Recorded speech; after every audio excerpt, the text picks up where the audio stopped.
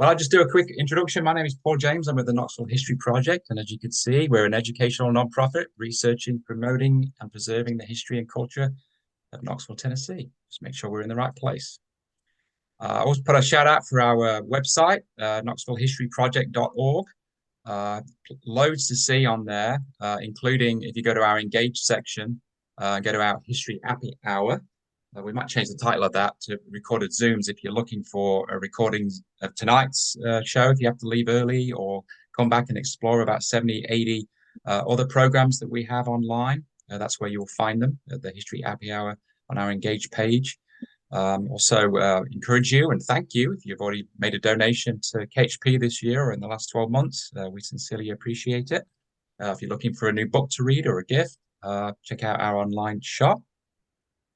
I also want to say that we were deeply saddened to hear of the passing of Mr. Booker, Bob Booker, one of our great friends and he's an amazing researcher and historian and an all-round terrific guy, hero of ours. Jack did a wonderful tribute to Mr. Booker. And if you search for Robert J. Booker online, you may have already seen it in an email form if you support KHP, but please take a look at that. Jack did a wonderful job of talking about his old friend and what he did and why he was great and why we'll miss him. So long, Bob. We'll definitely miss you. Again, I want to kindly thank Charles Jones for sponsoring this program. We're always on the lookout for sponsors for future programs. You can just reach out to me or Nicole or Jack, Paul, or Nicole at knoxhistoryproject.org, and we're glad to talk to you about that. So again, thanks, Charles. And without further ado, I'll turn it over to Jack. All right, thanks a lot, Paul, and thanks everybody for joining us.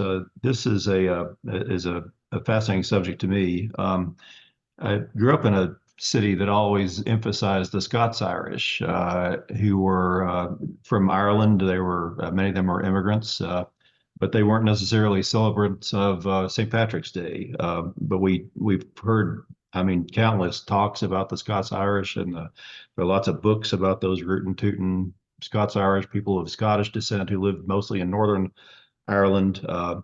But I've been interested to see in history that they didn't call themselves Scots Irish. That's kind of a modern or late 19th century term for them, kind of a retrospective term. They called themselves Irish. The earliest people from the Presbyterians from Scottish descent called themselves Irish. And they were mainly perhaps our biggest original ethnic group, but I don't think they were ever a majority of the people who lived here, as people often like to assume. For example, William Blount, who established the Southwestern Territory here and really established the city of Knoxville here to some degree, was from English and Norman French stock. People like Judge Joseph Anderson, who Anderson County's named for, were from of Scottish and German descent. Farragut, of course, was Spanish. And you'd think from descriptions and the kind of stereotypes we have of the Scots Irish, the fighting Scots Irish, that the most Scots Irish of them all was John Sevier, the fighting Tennessean in the hills. But his father was from England, and his father was of Spanish ancestry. His great-grandfather's name was Don Juan de Javier, and that they got Sevier from that. So he was not Irish at all, as far as I can tell. Others did have Scots Irish heritage from parents or grandparents, like James White and the McClung family. They were born in America, but of more distant Scots Irish heritage. But several, surprisingly many of these came from Ireland directly and ended up in Knoxville with Irish accents, including people like Thomas Humes, who built the building that's now the front of the Bijou Theater, was here, the father of the future UT president. John Adair, one of the most interesting ones, he lived in the Fountain City area and was one of the signatories to the Tennessee Constitution of 1796. So there were at least two Irish immigrants, people with accents, who were founders of Tennessee here in Knoxville when that Constitution was put together. James Trooper Armstrong, who negotiated the Treaty of Holston with Blount, was an Irishman. John Crozier was allegedly the son of the High Sheriff of Fermanagh County in Ireland. George McNutt, the founder of a family here that's still around, was an Irishman. James Parks Sr., the father of the Presbyterian pastor, who was actually James Parks Sr. was our second mayor of Knoxville, was from Ireland directly. And these people were arguably refugees. Ireland was, even before the horrors of the 1840s, Ireland was kind of a ghetto of Europe, and was a place that was under the thumb of what they called an absentee aristocracy, and they were having trouble with having enough food and resources for everybody in Ireland as early as the 1700s. So a lot of people were coming here from Ireland because they were hoping to find something better here. Most of them were not people who were well off in Ireland when they came to America. Interestingly, of our very first city council in 1815, this tells you something. We didn't found a city government until 1815 because we've been under the umbrella of the state of Tennessee government because we're the capital, and we were kind of administered by the state government until 1815. But the first independent city council in 1815 was 7 men. 3 of them were Irish immigrants. That's interesting. Most of them were 2 of them were from Northern Ireland, but one of them was a Catholic from the southern part of Ireland. His name was James Dardis, and one of the very first Knoxvillians was a Catholic guy who kept trying to found a Catholic church here. But he was from Westmeath, which is about 50 miles west of Dublin. He brought, when he was in Knoxville, he brought priests from Bardstown, Kentucky. Many of you may know that Bardstown is kind of the center for Catholicism on the frontier in those days. I think the very first Irish or Catholic church in the frontier west of the mountains was in Bardstown. But that didn't. There were occasionally Catholic meetings in Knoxville, but it didn't really catch on. Meanwhile, something very interesting happened in Ireland. Not all of the rebellions against the Irish were against the English. The rebellions in Ireland against the British rulers. Not all of those were led by Catholics. There was one in the 1790s, very famously, but was led by a guy named Wolfe Tone, who in 1798 led a significant rebellion in Northern Ireland. Wolfe Tone was a Presbyterian, but he was fighting against the British occupiers of Ireland, and his rebellion failed, and lots of the people who had been allied with it fled to America in hoping to save their necks.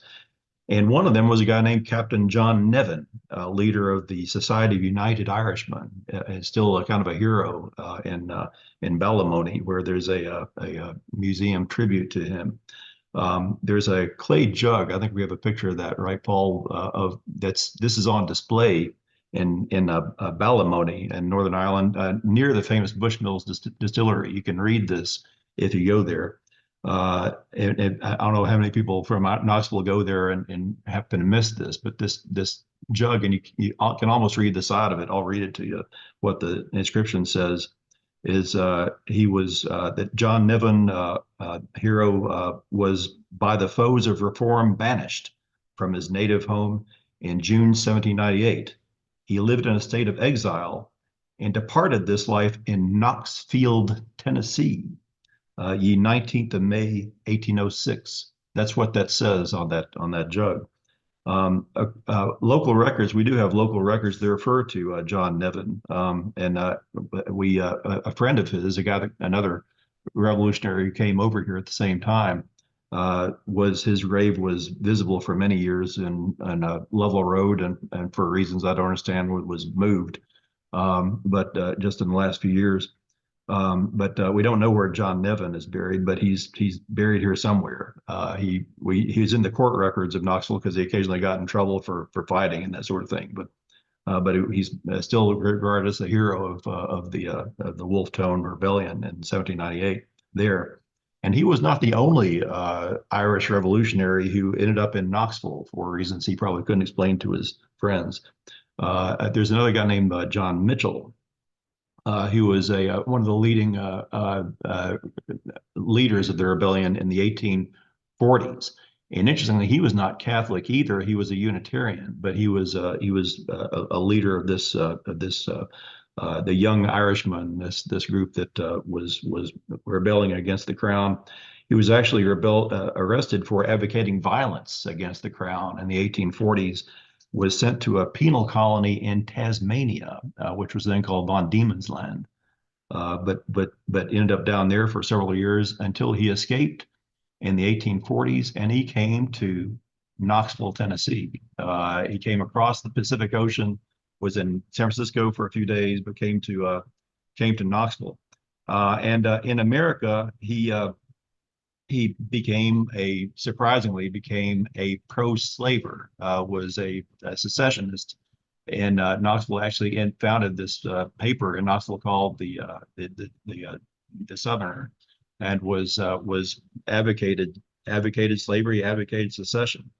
And this is interesting. There's how to explain this guy who had lived under oppression in Ireland and came to America and saw slavery as a good thing.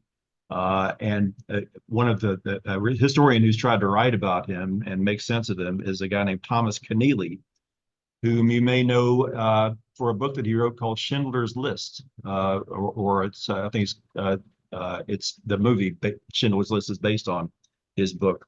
But he wrote another book called The Great Shame, which is about the Irish reaction to the Civil War. There were Irish firmly on both sides of the Civil War, and John Mitchell was on the secessionist side. And he tries to explain his point of view that Mitchell believed that people in Ireland had been living in a state of slavery, and that the people of the black people of America were actually better off than the Irish were. At least they weren't starving. And that was kind of his kind of twisted way of justifying his support of slavery. He saw slavery as a way for the Irish to raise themselves up from what had been serfdom, more or less, in the British Isles, and that the Anglo-Saxon, he thought of abolitionism as an Anglo-Saxon idea that was meant to oppress the Celts, which is a weird, twisted thing with a lot of problems with it, but that's what he believed. And he actually had 3 sons who fought for the Confederacy. 2 of them died fighting for the Confederacy, but he lived in Knoxville, I think, over near where Caswell Park is, and was, like I say, a Unitarian. There wasn't a Unitarian church here, but he occasionally went to the Presbyterian church while he was here. I can't tell that he identified much with the local Irish who were coming over at the time that he was here.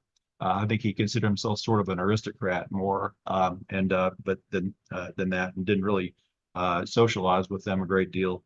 But he's someone just to be aware of in this whole interesting story. He moved toward the end of the 1850s. He moved to his paper, the Southern Citizen, which was called, not the Southerner, the Southern Citizen, to Washington, D.C., where he was published until the Civil War broke out, and he moved to Richmond.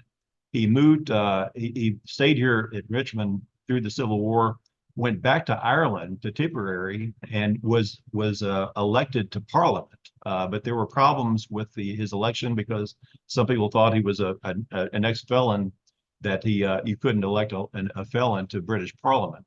And this was still being discussed when he kind of suddenly died at the age of 59 over in Ireland, hoping to be elected to a British Parliament. A bizarre story, and I just discovered today, and something I should have known, is that Thomas Keneally, who's an Australian writer, wrote another book about John Mitchell, and it's called Fanatic Heart. It's not a history; it's a novel. It's a kind of trying to picture the life of this very dramatic life of this guy who escaped from Tasmania to Knoxville, and then went to Richmond, and then was almost elected to Parliament.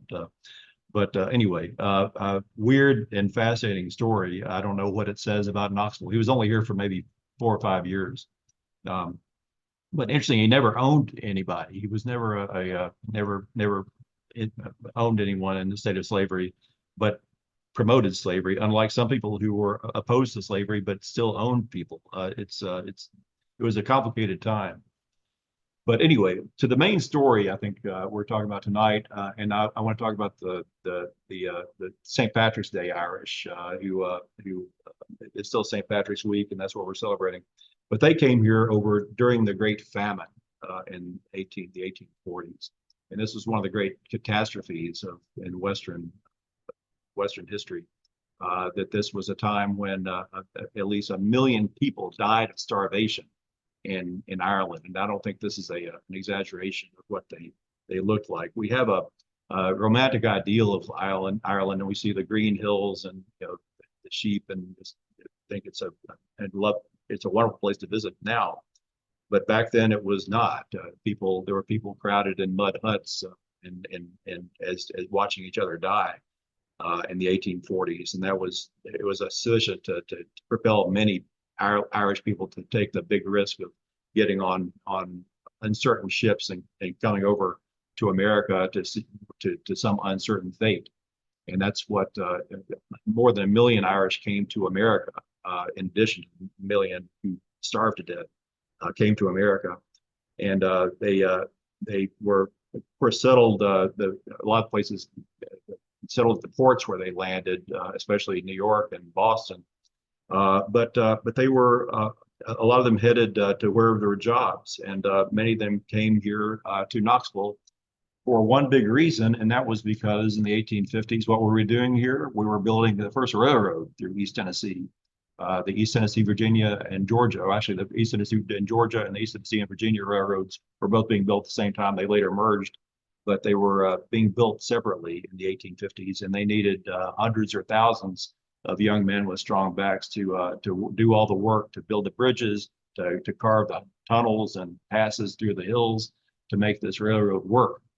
So this is Knoxville, kind of a crude map of Knoxville as it appeared in the 1850s, and you see the railroad track kind of crossing across the map, and the depot as it was pictured back then.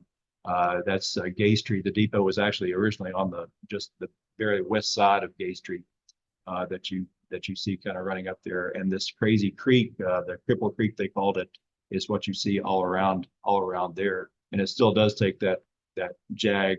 It's been straightened out a little bit, but that big pond in the middle underneath the depot is where the old flag pond was.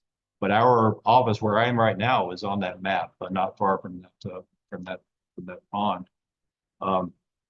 But anyway, this is where a lot of young Irish men came, and followed by some Irish women came here. I don't know exactly how many, several hundred at least, came to Knoxville. They were that includes the Patrick Sullivan's family, who later the saloon builder was one of these people who came. The families who came here just to work for the railroad. Many settled downtown near the railroad, and I think this was kind of the foundation of what we know as Irish Town, what we're still learning more about as Irish Town.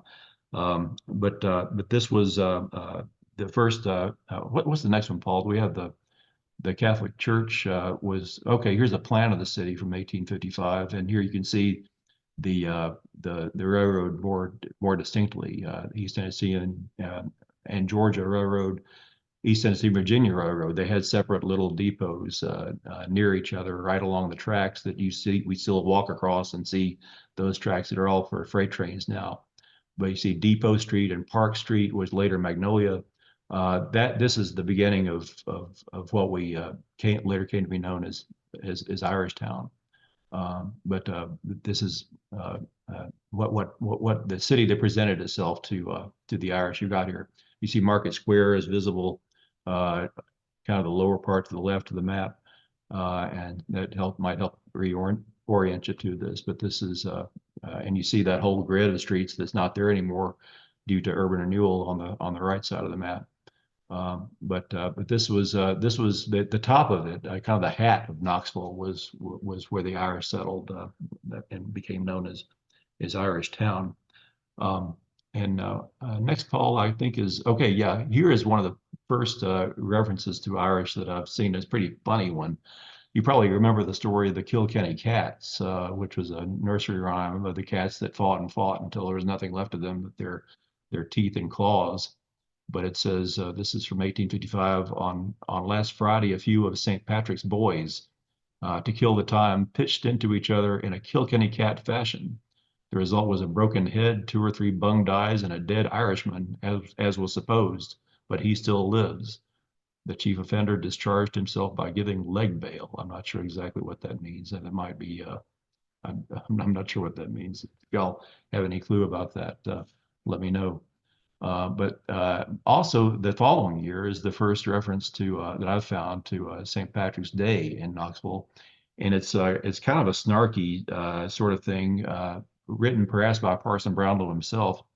This was during the Irish lived here during the biggest anti-immigrant movement in America of the 19th century, and that was the American Party, better known as the Know Nothings of the mid 1850s. And Parson Brownlow was for a couple of years allied with the Know Nothings, and he kind of tended to make fun of the Irish, even though interestingly, that's a good theory, Mark, about fleeing the scene.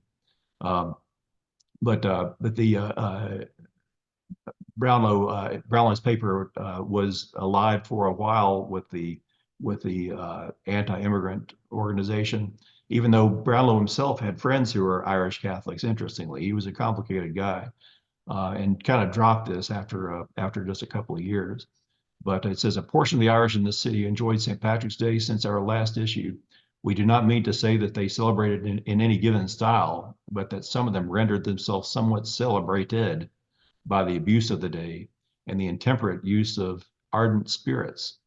And the Catholic Irish generally would thus swallow up St. Patrick's Day and every day in the Pope's calendar if they could be furnished with liquor and money to pay a corrupt and adulterous priest for the pardon of their sins. This combines several stereotypes about the Catholic people that were common among the anti-immigrants of the day. But that is at least evidence that St. Patrick's Day was being visibly celebrated in Knoxville before the Civil War. Yeah, and this is what the church they were building about that time. This church had actually been completed just about a year before that first St. Patrick's Day celebration that we know of. There might have been more before that. But this church was built in 1855, the same year that the first railroad was completed into Knoxville. So it says something about there's a connection between the laborers and the Catholic Church that they brought here. This is only the second Catholic church in Tennessee and the first Catholic church in East Tennessee. So this is a good. I love the fact that Ken Burns gave us the idea of zooming in on historic photographs. If you look how Irish they look like they have the oversized bowler hats, and they look like you picture Irish in stereotypes or cereal boxes and so forth. But it's a bunch of folks who are proud of themselves, but these are mostly immigrants, I think, who are here. This picture was taken of this church not long before it was torn down, when it was about 30 years old, when they built the big Catholic church to the left, and we got some pictures of it later on. But this is one of the best pictures of Irish from the mid 19th century that we've run across. And here's the school, the Catholic school that was really very near that spot, up right next to the Immaculate Conception Catholic Church that's there today. And a lot of they had established this by the late 19th century, and it was a parochial religious Catholic school that was there. That was home to many Catholics, including Cormac McCarthy many years later, as the most Irish name of all. But he went to St. Mary's School and later, of course, Catholic High School. And here's that school as it appeared from Vine Street there with the modern 1886 Immaculate Conception Catholic Church in the background. Again, the Catholic Church was established mainly. There were German members as well and some others, but it was mainly established by and made necessary by this influx of Irish immigrants here. And this was a church that looked out over Irish Town. It was not faced toward the middle of town. All the other churches in downtown are either in the middle or facing the middle of downtown. This turns us back to downtown. Our familiar part of downtown its back is turned to Market Square. It's facing north to where the Irish lived, to where Irish Town was, and it was up on top of the hill, and a church very clearly visible from Irish Town. What's the next one, Paul? Is it? I'm trying to remember what our order was. Okay, here's a corner of Old Gray Cemetery. This is the northwest corner of Old Gray Cemetery, and this is interesting. A lot of people visit Old Gray many times and don't pay attention to this corner. The stones are small and mostly simple, but they have something about them that is unusual for stones at the time. These are all Irish people who died in the first 15 years or so that Irish people lived in Knoxville, and they were all proud of where they were from. They carved their homeland in the stones. They often say native of Ireland, and I can't quite make out that county name, but these were people who were buried here, and what makes these stones interesting is that they have crosses on them. Before the Irish came here and began burying their dead and putting crosses on the stones, Protestants did not do that in Knoxville, and this is something you notice if you go to the First Presbyterian graveyard downtown. There are no crosses except for one that was added many years later in the 1890s. But before the 1870s, basically Protestant cemeteries in East Tennessee don't have crosses either as structures or carved into stones, because they were considered they were fundamentalists. They read the Ten Commandments and they thought of crosses as graven images. But the Irish had a long tradition of using crosses. And here's another badly worn stone with a cross you can still barely make out at the top. Someone named Murphy, again born in Ireland, but County Kerry, I think it says, died in 1865. This first generation of Irish are all buried in that interesting, melancholy little northwestern corner of Old Gray Cemetery, which is the one of the most vivid remnants of that generation of Irish. Here's another one with a cross more prominently on it, which would not have been seen in a Protestant cemetery. These are the first Irish Catholic people who lived here in town. But it's interesting that there are several cemeteries that have connections to Irish. And the next one, Paul, I think is it the National Cemetery? Yeah. This is a guy named Thomas Ridge and his wife Margaret. If you look at National Cemetery, they're all Army issue stones, and they're all uniform with a few exceptions. And one of the most notable exceptions are these two. Thomas Ridge and his wife Margaret were Irish immigrants, and they were the couple that took care of the cemetery and actually lived in the cemetery. Thomas Ridge was from County Galway, but this was and it's interesting how many Irish stones there were there before it was common for all veterans to want to be buried in national cemeteries. I think especially in the Civil War era, there's a higher proportion of Irish people buried there than other folks. But their house, they had a little cottage there right on what we know as Tyson Street now, near the entrance to National Cemetery, and kind of kept an eye on the place all the time. But there's a particularly famous Irish person buried there, a Medal of Honor winner. I think the first Medal of Honor winner buried in National Cemetery, and that is Private Timothy Spillane, who's buried there. He died here in Knoxville in 1901.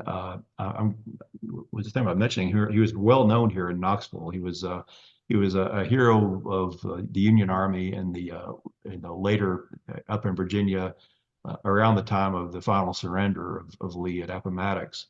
But but was known in Knoxville in saloons of Knoxville for his storytelling. But one of only two Medal of Honor winners who were buried at National Cemetery and under the watchful eye of Thomas and Margaret Ridge, who lived there. But anyway, we next one, Paul, is at Calvary Cemetery was established in 1869, and after that, you don't see so many Irish Catholics buried in other cemeteries like Old Gray. But Calvary Cemetery was remarkable because it had lots of things that we weren't used to seeing in cemeteries, like statues of people and like crosses. This was not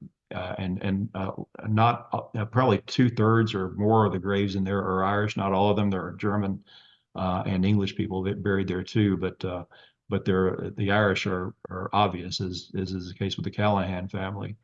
But it's of course on MLK. If you haven't been there, it's definitely worth visiting, and they have a lot of aspects of the Catholic tradition, including the Stations of the Cross are established for convenience in Calvary Cemetery.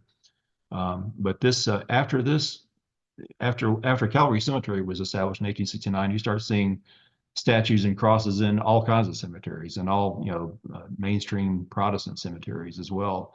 And now we don't even think about it. Crosses are expected in cemeteries. And by the 20th century, that was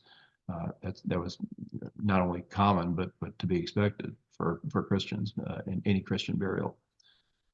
But anyway, this is another interesting relic of this time. By the way, this, if I have my notes right, this was consecrated in 1869. It was a very big deal. The bishop came from Nashville, I believe.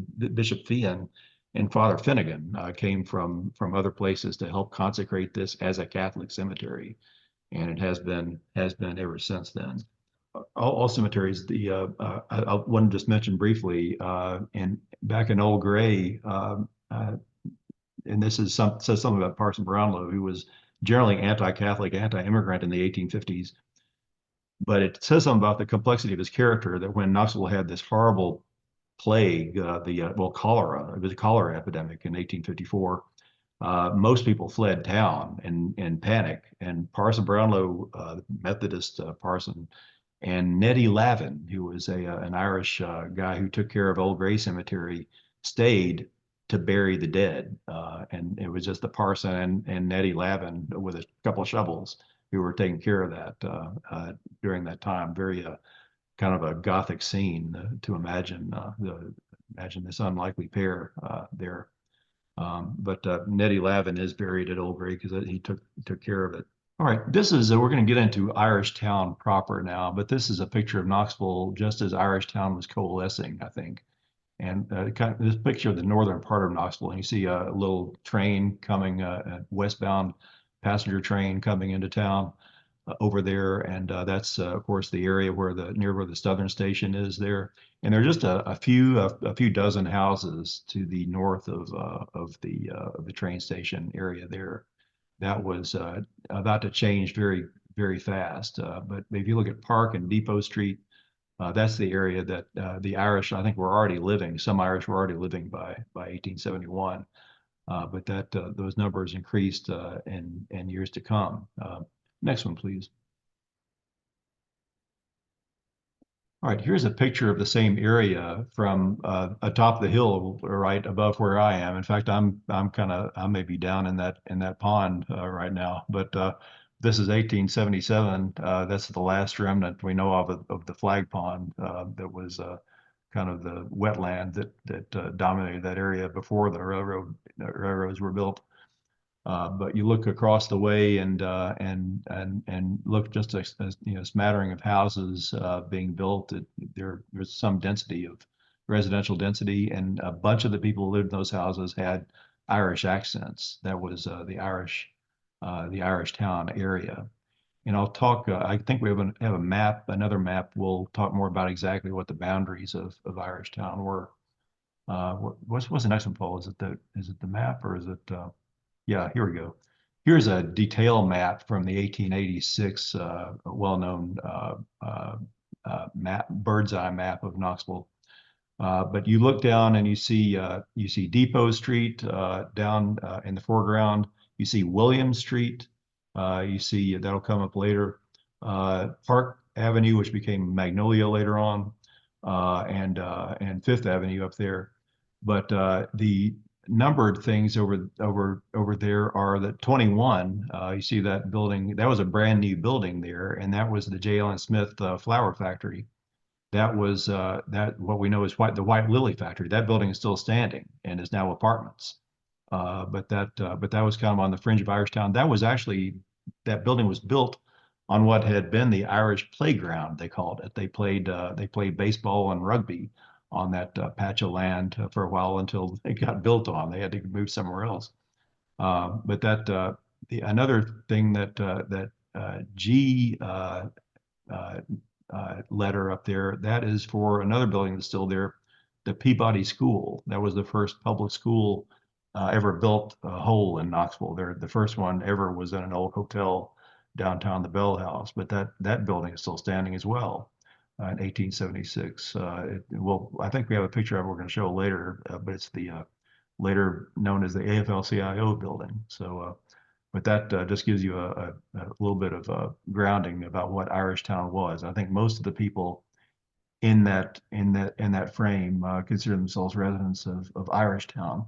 Irishtown varied a little bit, the size of it by whoever was describing it. It was roughly from Broadway or a bit farther to the west at Cooper Street, but on the west side. Some people said it went all the way down to Vine Street, which is of course where the Catholic Church is, and that would have included also Patrick Sullivan's Saloon. But some people said it was mostly north of the train tracks. But the upper limit of it was Fifth Avenue, basically, and about along near where Emory Place is. And on the east side, the boundary was, depending on who you talk to, either Morgan Street or beyond Florida Street. So this was kind of the core of Irishtown here. Not everybody in here was Irish, but you see lots and lots of Irish names. And I want to just talk a little bit about what we know about Irishtown. This was not the only Irish community, I should say, in town. As we learned when we did the Bearden book, we learned that Bearden was originally called Erin, and there's still an Erin Presbyterian Church because of the Irish immigrants from the early 1800s there. There was a place called Irish Bottoms on the French Broad River, not far to the east of here, that had a lot of Irish families, including the McNutts before they moved into to Knoxville. There were other Irish communities in Knoxville proper. And I'm fascinated with Dante. I don't know if anybody saw that very interesting sort of dramatic documentary on PBS a few days ago about the poet Dante and the Divine Comedy, which is probably the most famous Catholic work of literature and history, and is very, very Catholic with Inferno and Purgatorio and Paradiso. But where Dante and North Knoxville got its name, we don't know, but there were a lot of people who lived there were Catholic out in the country, and among them were the Callahans of Callahan Road. Anyway, but the highest concentration of Irish in town was definitely this area that became known as Irishtown, also known as the 8th District politically, and many of them were very politically involved. It was described in retrospect as this area mostly north of the train tracks, but also with a kind of a tendrils connecting it to the Catholic Church and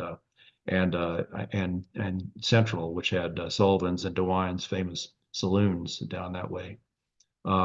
They claimed that people who remembered Irishtown claimed that crime was unknown because everybody in Irishtown was honest, and that nobody carried guns or knives, that they would have been embarrassed to carry guns or knives because that would imply that they were not good with their fists. The Irish were very proud that they were very good with their fists and did not need any other kind of a weapon. They were very clannish. They swam in the creek, but not in the river, because apparently there was another Irish community over there that they were not only uh, kind of uh, uh, what separate from the Protestants of Knoxville, but from the other Irish who lived elsewhere. And they said that if they ever swam in the river, this other Irish community by the river would throw rocks at them. I don't know about that. That's based on one memory. But Irish Town had lots of attractions to it. One of the most famous ones that people talked about later on was Mary Donahue's restaurant and bakery, which was very near the train station. There was a guy named Tom Lockett, an Irishman, who would go out around every night and light every oil lamp individually on each corner of Irishtown. There's the playground I mentioned, the future White Lily site, where they played baseball and rugby. I think the first time we ever saw anything football-like in Knoxville was at that site, long before we had a football team in Knoxville. But there are lots of interesting references to Irish baseball. We'll talk about in a little bit, and but also the athletic club. And I'm intrigued with the idea that the athletic club might be in a building that still exists, and we'll talk about that later on. But the athletic club was above a place called Kavanaugh's Saloon, and the second floor of the saloon was an athletic club with a boxing ring, and that became significant in one Knoxville politician's career and memories in years to come. But a lot of interesting people were there, and Irish were all about the people. And I want to talk just about a few of the well-known people of Irish Town. Uh, the first one, I guess, is we have a couple of Catholic priests that we have, and this is Father Francis T. Marin, who was the main priest at Immaculate Conception from 1872 to 1899, kind of the heyday of Irish Town. He was very well known to the Irish, and he was the Catholic tradition of the association with the priest is a big part of why the Irish clustered in downtown Knoxville, as opposed to other immigrant groups like the Swiss, who tend to just kind of scatter out in the northeastern countryside, and other groups. The Germans were all over the place. But the Irish wanted, they had a tradition of being within walking distance of the church and of their priest. Not only could they walk to church, but the priest could walk to their house. That was important, that the priest be able to walk to their house for funerals or whatever might be needed. So that was a big reason why the Irish concentrated, and this was Father Marin, who was born in Ireland in 1843, was the main priest for Immaculate Conception during this Irish Town period. We have, and here's another father, a priest, Emmanuel Francis Callahan. He was a member of the Irish Callahan family of Dante, but was associated with the Immaculate Conception Catholic Church. So he was a figure in Irish Town as well, but wearing his bowler hat, as so many Irish did in those days. Even though he was a priest himself, he was a missionary priest based at Immaculate Conception, but did a lot of traveling as well.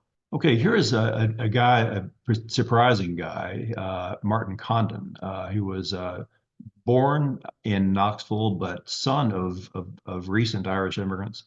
He was Catholic, and he was mayor of Knoxville, actually elected in 1888, which was very early for anyone to be Catholic, any Catholic person to be elected mayor of any city.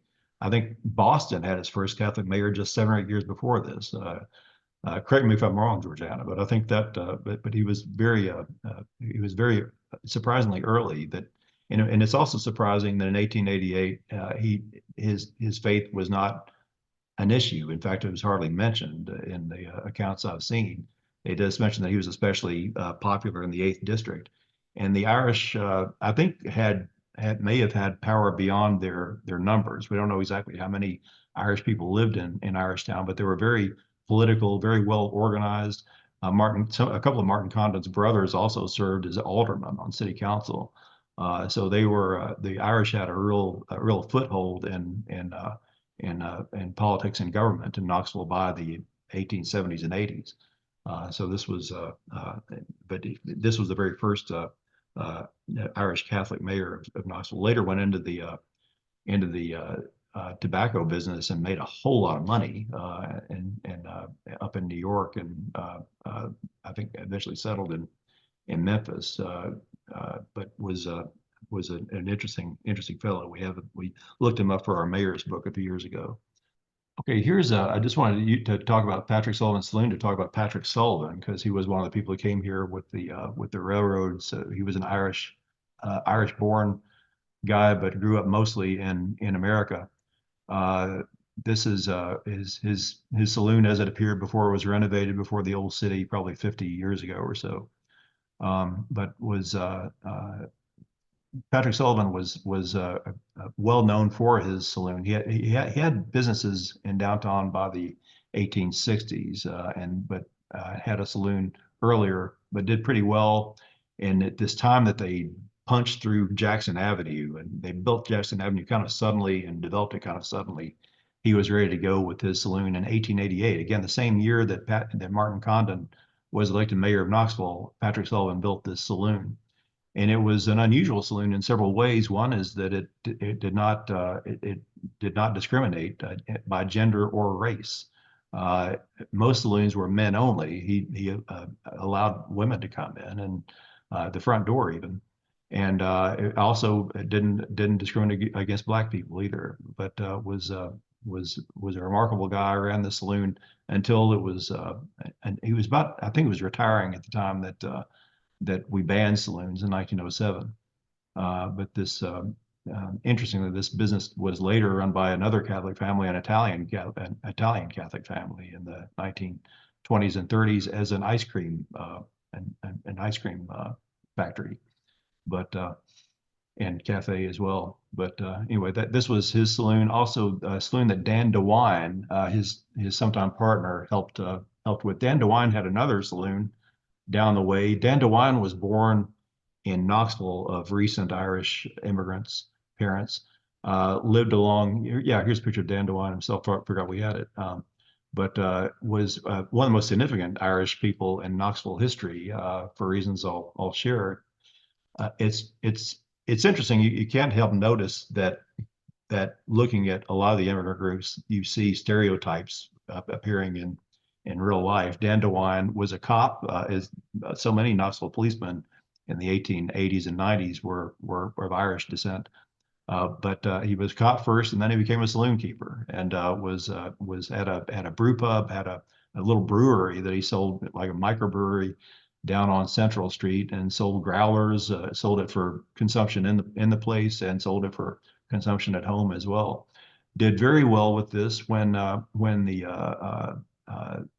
we banned saloons in 1907. He was a middle-aged guy and quickly pivoted to real estate and began using his saloon earnings to buy real estate, especially on the north side of town. And this was very significant in years to come. He bought the old Scott Hill, the old Oak Hill property on the north side of town, where there's a big mansion where Mr. Scott had lived. And later on, when he had two daughters. His wife died young. He never remarried. He had two daughters to take care of. One of them was disabled and ill a lot of her life. She died young. And he decided to make a major memorial to her by donating this hill, this grand hill, which would have been just $1 million real estate even back then, donating it to the Catholic Church to establish a hospital. This was his proposal in the mid-1920s. And this is what became St. Mary's Hospital. His daughter's name was May, but they called her for memorial purposes Mary, and named it St. Mary's Hospital. Unfortunately, he died right before the construction of St. Mary's Hospital, so we never saw it completed. But he was, to think, the saloon keeper who might have not expected to do anything of a long-term nature with to be remembered a century after his death, did have a major impact. St. Mary's Hospital was considered the best hospital in Knoxville. Was considered the primo place for many years to go if you're sick or having a baby or whatever. I have lots of people in my family who either were born there or died there, so it means a lot to a lot of people. I'm glad the city saved the original part of it on the top of the hill that is still there and is still there today. But a major figure, but again, grew up on a farm. He wasn't one of the urban Irish who were in Irishtown. Grew up on a farm over on Third Creek, but then did move to Irishtown as a young man, and of course ran saloons in the Irishtown area as well. All right, here's just a couple of kind of a humorous story about Irishtown. The word Irishtown isn't used a whole lot in the papers, but people knew what it was. And this is about a bunch of kids from Irishtown who took some anti-constipation pills and had a hard time with them somehow. But you can read that and make sense of it if you want to. But this is one of the relatively few times that Irishtown is referred to from that era. All right, one thing that people did see a lot were the Irish baseball teams, and this was the Irishtown Kid Gloves. I don't know if that was their official name or not, but they didn't do so well in this baseball game against the Hearts or the East Knoxville Reds, but that was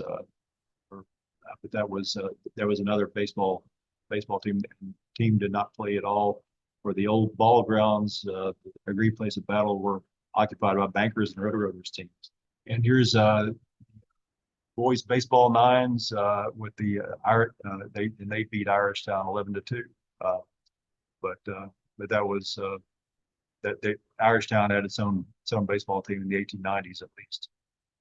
And the Irish came out for other games as well. Next one, please. There was a team that Shamrocks of Cincinnati came, and if you look at at the bottom, it says, "All of Irishtown, as the policeman on the beat expressed it, will be out to cheer the Shamrocks today." So they cheered on the other Irish teams, the Irish pro teams who were playing in town. Baseball was a very big deal. Baldwin Park, by the way, was where this took place, was just to the kind of the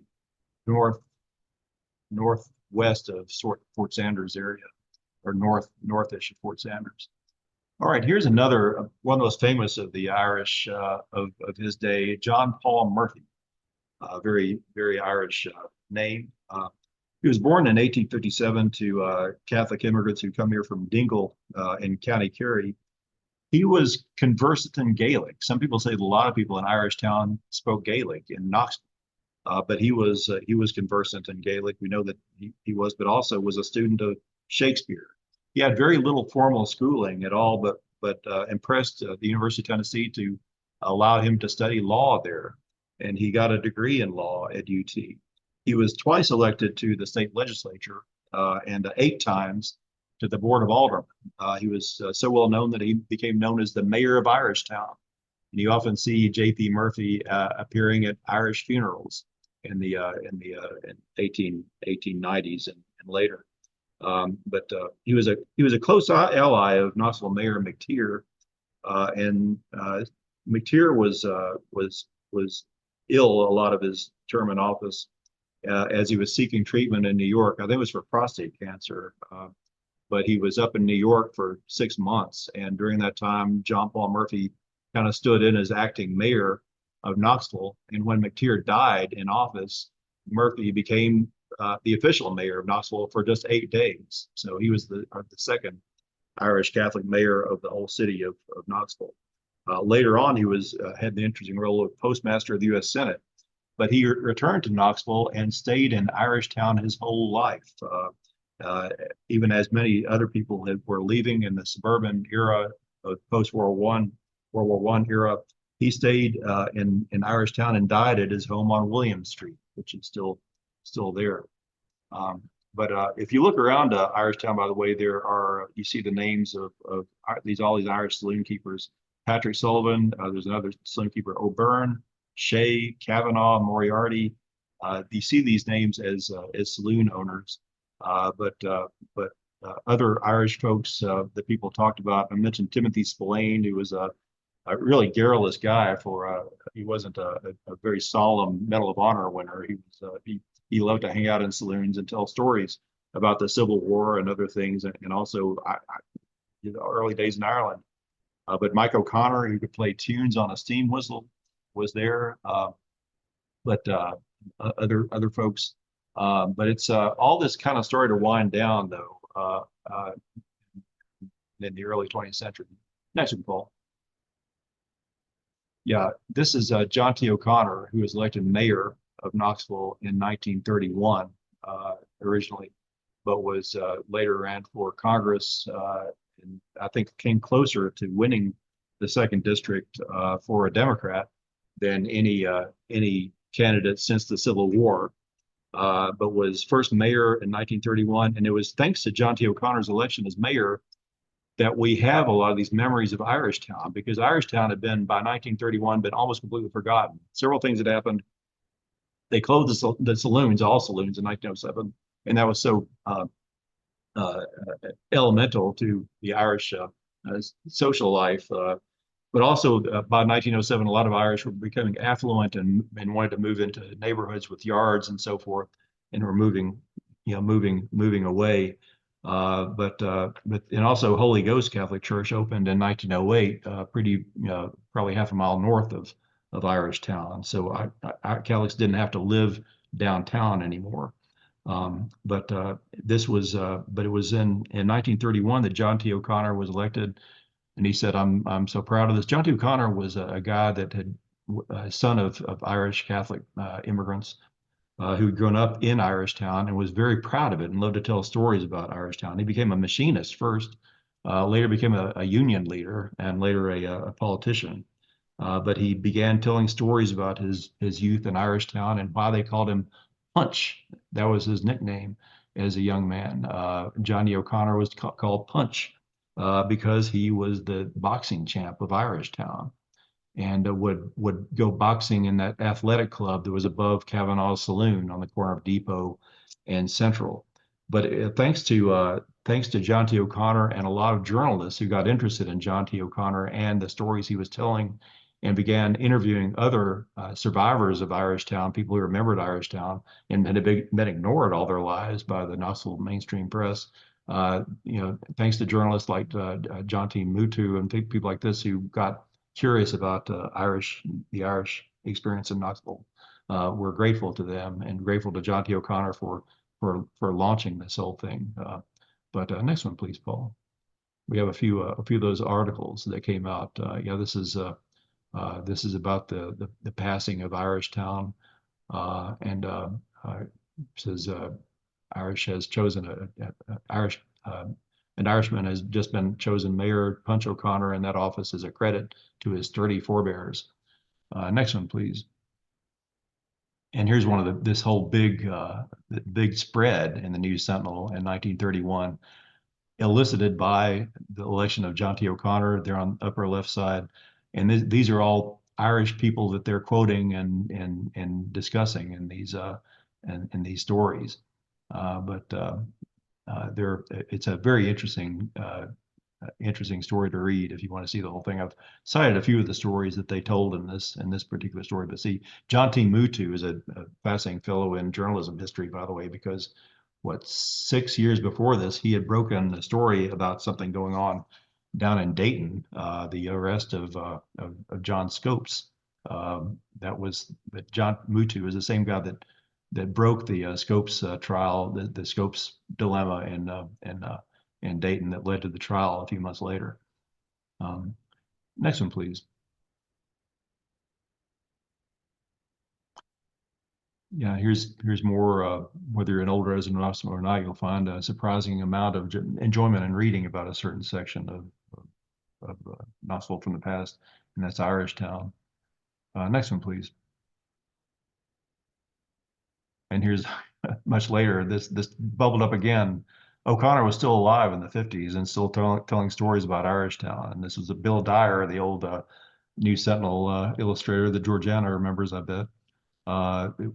Did his version of Irishtown, his depiction of Irishtown, whether you think that's stereotypical or not. But it has Jackson and Central there in Pat Sullivan's saloon across the way. Surprisingly, that's one of the earliest depictions of Sullivan's Saloon. We had a hard time finding early pictures of Sullivan's Saloon before the 70s, basically. And there were some artists that did drawings of it in the 60s, but the photographs of it are rare to non-existent. But of course, it became famous in the 1970s and 80s. It's kind of the centerpiece of the old city. Anyway, next one, please. I think that was anyway, sorry. More Irish town stories. And how about raising pigeons? O Conor and Irish town began to break down. Sullivan said when friends of some of the Irish living in other sections died, and they went to their wake, and that way they got to meet or see people living in other sections and learned that they weren't so different from them after all. I think there was some kind of a skepticism of Knoxville that kept people in Irish town in the 1880s. Next one, please. All right, I wanted to show you what remains of the Irish town area.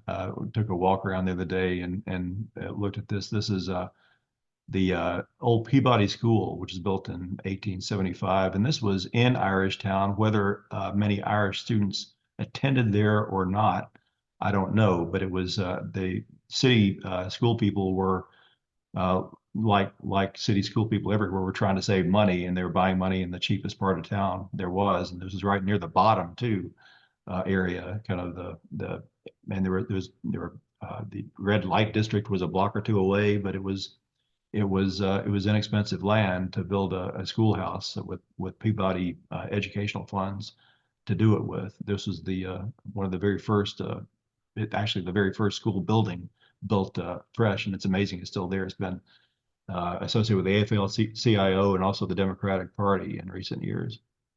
Next one, please. It's actually older. This building is older than anything in the old city, by the way. And speaking of near the old city, this is the building that may have been, and I would love to believe it. You see MB, that's for Monkey's Bar. That's a rather recent bar that went in there, and there's a barber shop on the corner, very urban little scene of on the corner of Depot and Central. This may be the building that housed Kavanaugh's Saloon on the ground floor, and maybe the building also that on the second floor had the athletic club where John T. O'Connor became known as Punch O'Connor. This was catty corner across from the playground, they called it, where the baseball and rugby were being played. But anyway, we're standing on Central Street looking west now. Next one, please. And here I just want to show you this picture from Depot Street. Depot Street was in Irish Town, and to see what the Catholic Church would look like from there. And of course, some descriptions included the Catholic Church in Irish Town, but this was how, remember, the Immaculate Conception Church was built facing north toward the parishioners of Irish Town rather than toward the center of town. They didn't need to get attention from Market Square. They needed attention from Irish Town.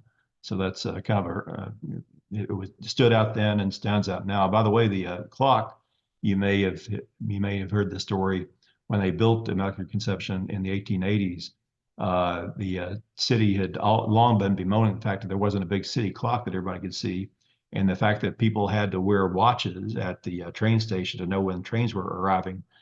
So they asked the Immaculate Conception Catholic Church people to let the city put in a clock into their steeple, which was one of the tallest things in town, a clock that could be seen from Market Square and could also be seen from the train station. About 15 years later, they built a train station that had a big clock in it, but for some time, this was the way that you told the time, trying to make out that clock from the train station. Next one, please.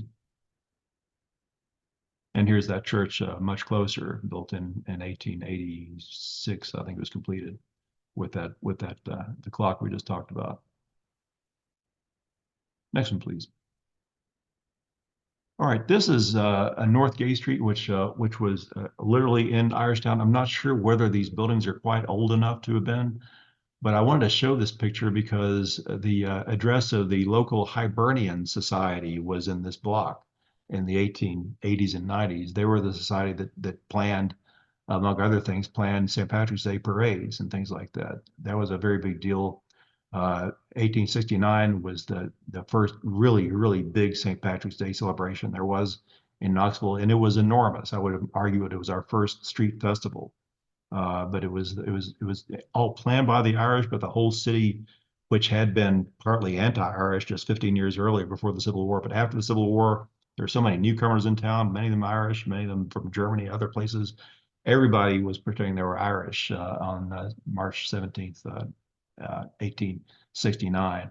And they had this enormous parade that even had Fenians in it, Fenians who were kind of the radicals, the Irish nationalists of that era who were being accused of terrorism in 1869 were nonetheless parading openly on Gay Street as part of the Knoxville St. Patrick's Day parade.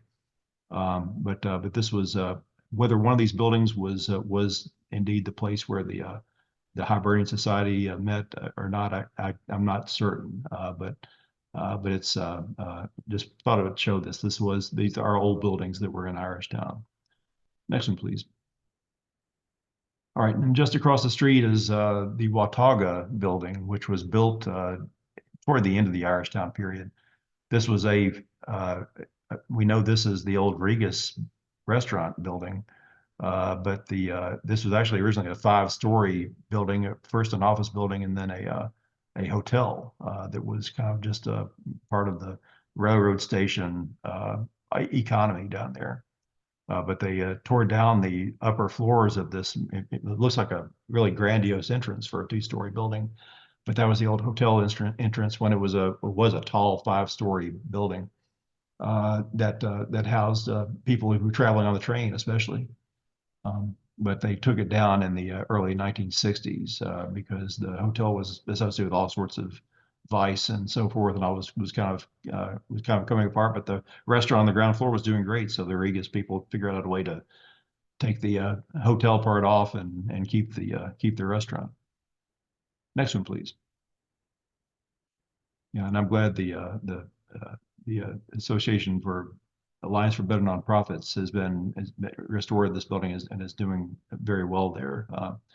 And are honoring the history. In fact, we have they let KHP do kind of a 3-piece historical display inside the building, and you can see how the building evolved over the years if you go inside.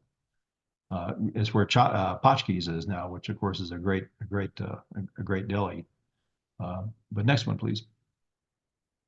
And here's over in Emery Place. This is just on the north side of Irish Town, but this is the old Walla Walla chewing gum factory, and it was built in the 1880s, I think.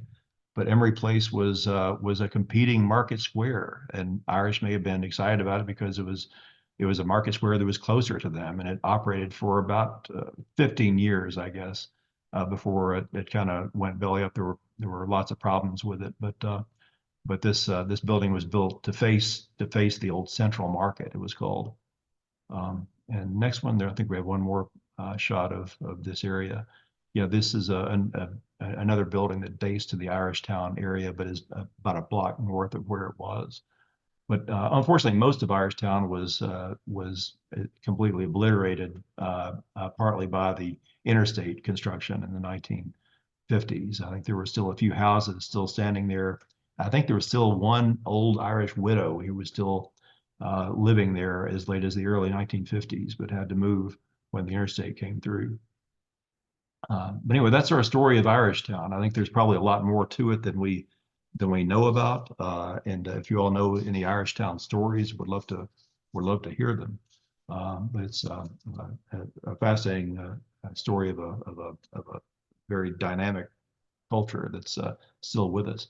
Join us again, and if there are any questions or comments or stories or whatever about Irish people or Irish Town, would love to hear them. A guy that's joined us occasionally is I don't know if Greg O'Connor is here tonight, but he's the grandson of John T. O'Connor, who kind of started all these, that's retelling all these stories. But he's got a lot of stories of his own about the 1950s and 60s. But we're always glad when he joins us. But other questions or comments?